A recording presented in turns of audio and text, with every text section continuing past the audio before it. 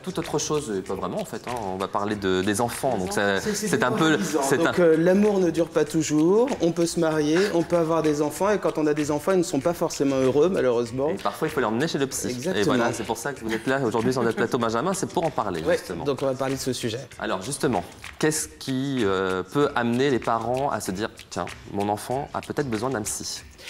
Il y a des signes qui ne trompent pas, qui sont à peu près les mêmes que chez les adultes. Si votre enfant dort moins bien, si ses résultats scolaires baissent, s'il est triste, s'il pleure, s'il a des cauchemars, c'est généralement de bons indicateurs. Ce qu'il faut s'imaginer simplement, c'est que ce sont les mêmes signes que pour les adultes, mais il faut s'en rendre compte. C'est-à-dire que faut imaginer par exemple, pendant une période, les médecins ne donnaient pas d'antidouleurs aux enfants ou opéraient sans anesthésique parce que, comme les enfants n'exprimaient pas forcément leur douleur, avec des mots, on considérait qu'ils n'en avaient pas besoin.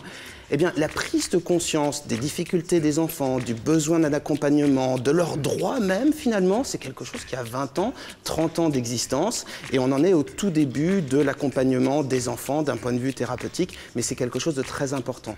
Ce qu'il faut imaginer aussi, c'est le déchirement que c'est d'emmener un enfant chez le psy. Parce que, qu'est-ce que vous voulez, on se dit, je suis un papa de merde, je suis une maman de merde, j'y arrive pas. Ouais. Oui, c'est un gros sentiment d'échec, donc de temps en temps, on préfère un peu ne pas voir, se dire oui, c'est des chagrins d'enfant, c'est un caprice, alors qu'au fond, il y a un enfant qui a une tristesse, qui est une tristesse totalement d'adulte, qui ressent exactement les mêmes choses. Et je ne sais pas si vous vous souvenez, quand vous étiez enfant, peut-être que vous vous êtes dit, mais oui, mais moi je ressens la même chose que les adultes, je peux être amoureux comme un adulte, et on peut être aussi malheureusement déprimé comme un adulte. Il n'y a pas une invulnérabilité de l'enfance qui ferait que, comme sur les images d'Épinal, tout est beau, on joue au cerceau, on s'amuse, on a la poupée, c'est génial, on est heureux. Non, non, les enfants peuvent être tristes, et ils ont souvent besoin d'un accompagnement, et plus on le fait tôt, mieux c'est. D'accord. Et est-ce que, parce que quand même, on a peut-être l'impression que... L'enfant est suivi quand même par son entourage scolaire, les assistantes sociales, les infirmières, j'en sais rien. Est-ce que c'est pas suffisant, justement? De plus en plus, mais franchement, il y a plein d'enfants qui passent entre les mailles du filet. Il y a les enfants qui sont victimes de violences familiales, il y a les enfants qui couvent une dépression, on ne le remarque même pas. Donc, on va dire, ça va de mieux en mieux, ou tant pis pour la faute de français, mais ça va de moins en moins pire. Mais il y a encore un travail énorme à faire, parce qu'il y a évidemment beaucoup d'enfants qui passent à travers les mailles du filet et qui ne sont pas guidés, accompagnés dès le moment où ils se sentent mal. Or, ce qu'on observe quand même généralement chez les enfants, c'est une capacité d'adaptation qui leur permet de rebondir plus efficacement même qu'un adulte, d'apprendre plus rapidement. Mais pour ça, il faut qu'ils aient quelqu'un à qui se confier, quelqu'un qui puisse leur permettre de comprendre la situation, d'évoluer, de grandir, et puis généralement quelqu'un qui soit en dehors de la sphère familiale. Alors comment on fait pour choisir justement un médecin Choisir un psy pour enfants, c'est assez difficile. Il y a d'abord...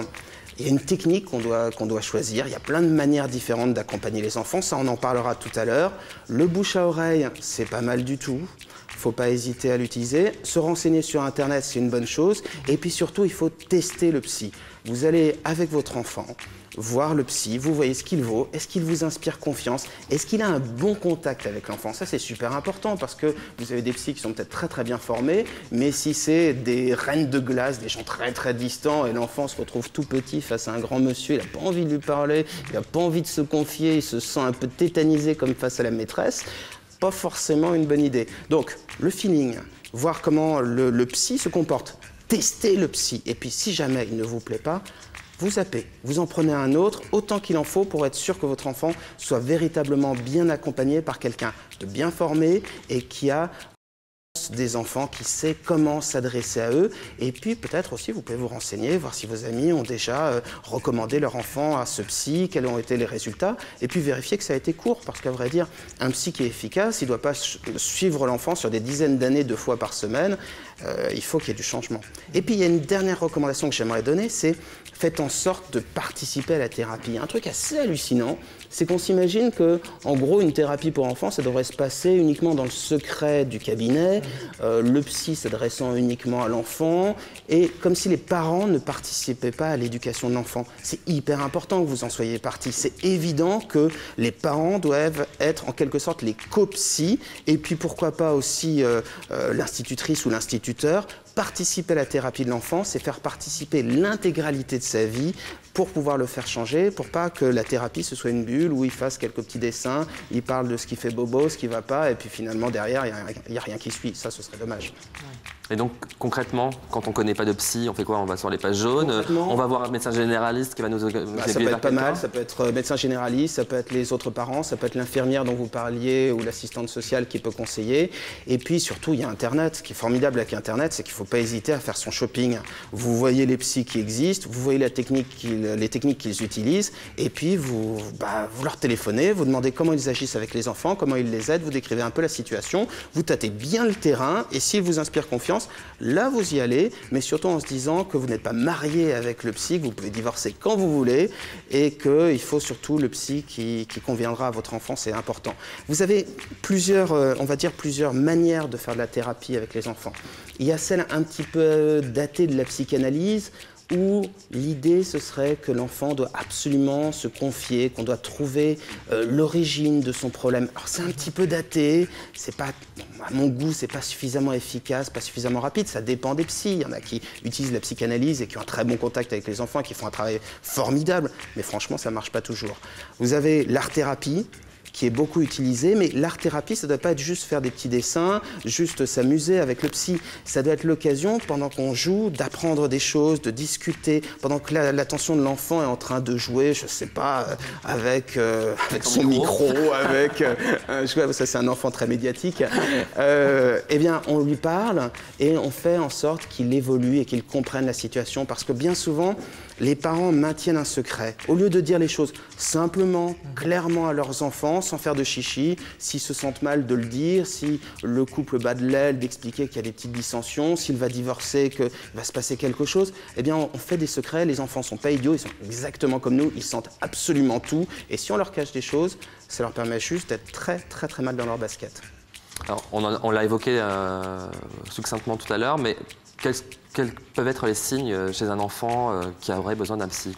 Quel est son comportement? Est-ce qu'il y a des choses qui sont évidentes?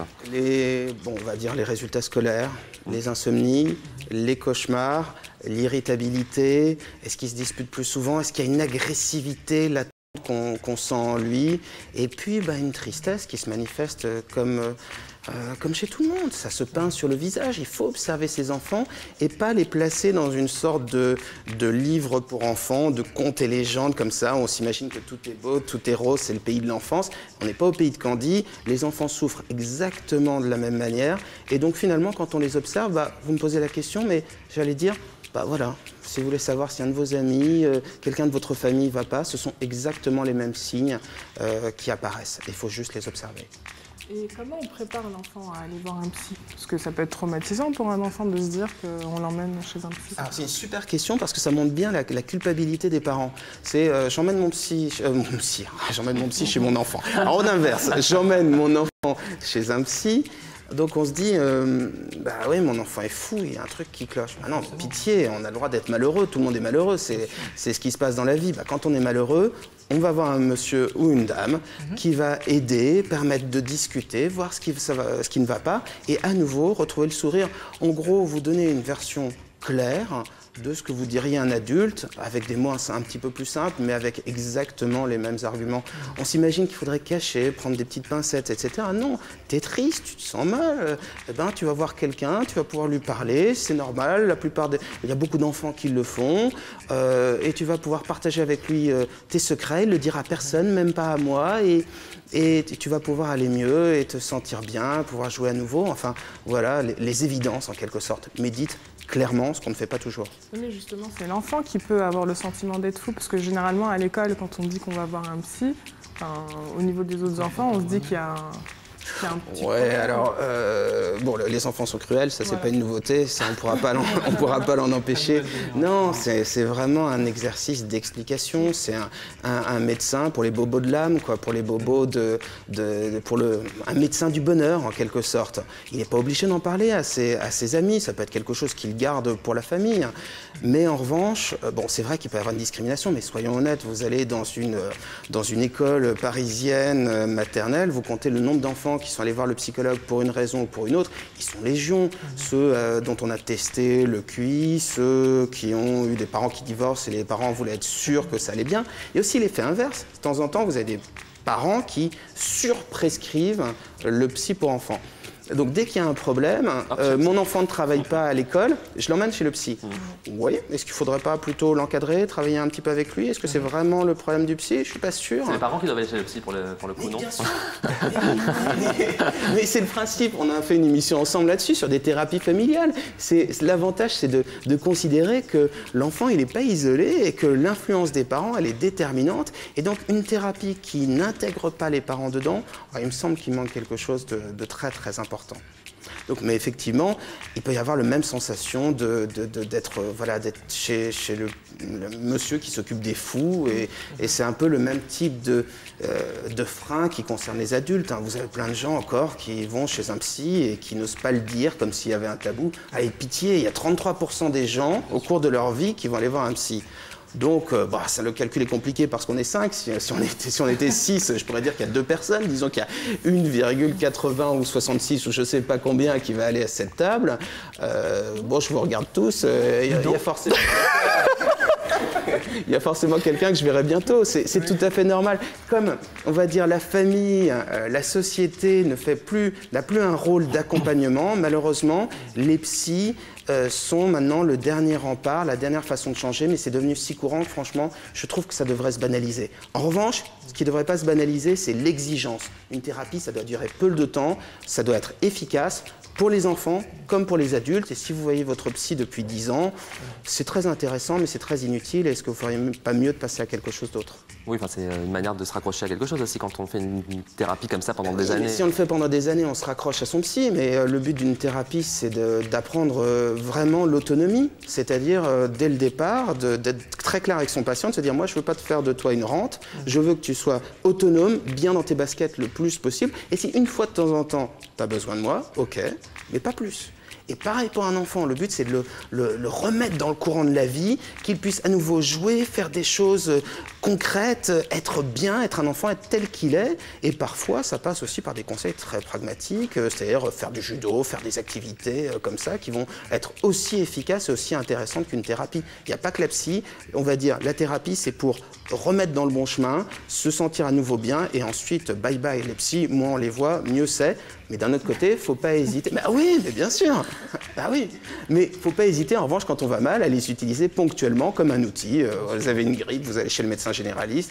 Vous avez une phobie, vous avez un stress, votre enfant va mal. On va voir un psy, on essaie de prendre le meilleur. Et puis, pourvu que ça dure le moins longtemps possible. Alors, on parle de l'enfant de manière générale, mais est-ce qu'il y a un âge minimal pour emmener un enfant chez un psy ?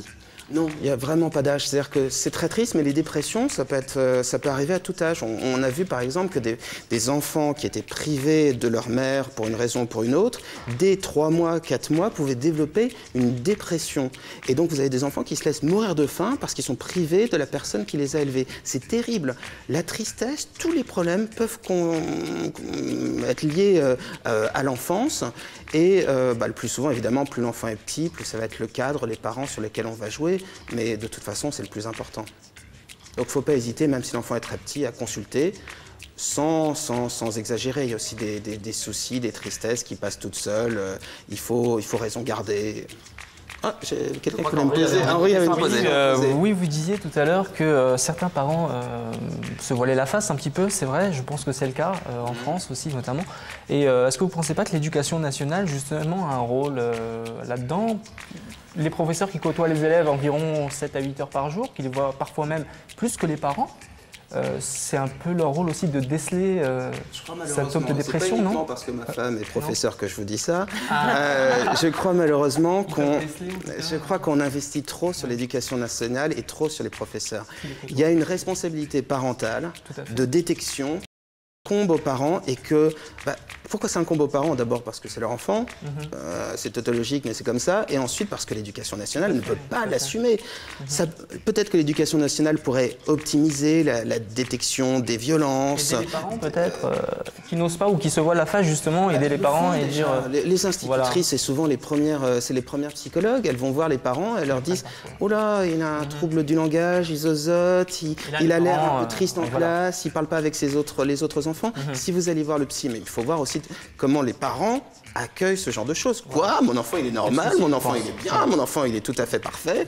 Enfin, on le sait par définition que son enfant est parfait, donc quand on entend quelqu'un qui dit le contraire, ça fait jamais plaisir.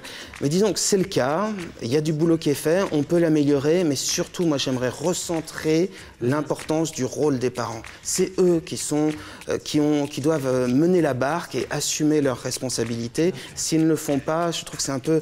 Voilà, il y a une démission qui n'est pas très chouette quand on dit « Allez, mais l'éducation, bien éduquer mes enfants, leur apprendre la politesse, mais ça devrait être fait par les profs. » Attendez, vu le nombre d'heures qu'ils ont, il n'y a pas des... C'est pas ce que je voulais dire, mais non, vraiment... je comprends votre point de vue. Il y a du boulot à faire de ce côté-là, mais ils le font déjà.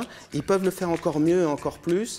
Mais en revanche, allez, soyons clairs, s'il y a un responsable de l'avenir des enfants, ce sont les parents. Il faut que ça reste comme ça. Tout à fait. Malheureusement, on arrive au terme de l'émission. Bah oui. Honte. Quelle honte. Je veux 5 minutes de plus, je l'exige. C'est pas facile à dire. Allez, Alors, dernière question. Est-ce que le fait d'être suivi par un psy si jeune, ça amène à être suivi par un psy dans sa vie d'adulte après? Ou est-ce qu'on peut régler les problèmes comme ça à l'enfance je dirais être suivi par un mauvais psy jeune, ça pousse à suivre des psys quand on est adulte. Être suivi par un bon psy, ça pousse justement à ne pas en revoir et avoir, on va dire, les racines, les bases qui vous permettent d'affronter la vie. La vie, c'est difficile, on doit toujours se remettre en cause, il y a toujours des choses à apprendre, mais quand les racines sont bonnes, quand l'éducation est bonne, quand l'accompagnement a été bon, c'est vrai que ça donne une facilité. Donc je dirais non, allez voir un psy tôt, un psy efficace, humain, concret, généreux, c'est une manière au contraire de ne plus voir des psys dans sa vie et c'est tout le mal que je souhaite aux enfants qui consultent un psy jeune.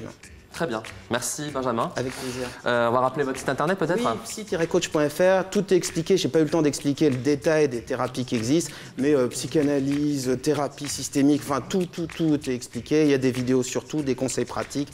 Vous allez dessus, vous trouverez toutes les informations que je n'ai pas pu aborder. Ce que j'espère simplement, c'est de bien avoir donné un petit peu les bases et expliquer à quel moment il faut consulter, pourquoi, et puis que les gens ne culpabilisent pas. C'est normal à un moment ou à un autre de consulter un psy, qu'on ait 5 ans, 2 ans ou 77 ans. Très bien. Merci beaucoup.